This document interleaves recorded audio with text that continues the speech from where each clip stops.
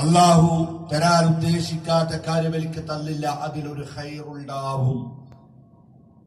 ഇതാണ് ഉദ്ദേശിക്കുന്നത്. സാധാരണ നമ്മൾ പറയാറുണ്ട്, പിന്നെ ഞാൻ വലിയ ശമ്പളമൊക്കെ ലക്ഷ്യം വെച്ചുകൊണ്ടാണ് ഇങ്ങോട്ടേക്ക് വന്നത്, ഇവിടെ എത്തി നോക്കുമ്പോൾ കുറഞ്ഞ ശമ്പളമേ ഉള്ളൂ.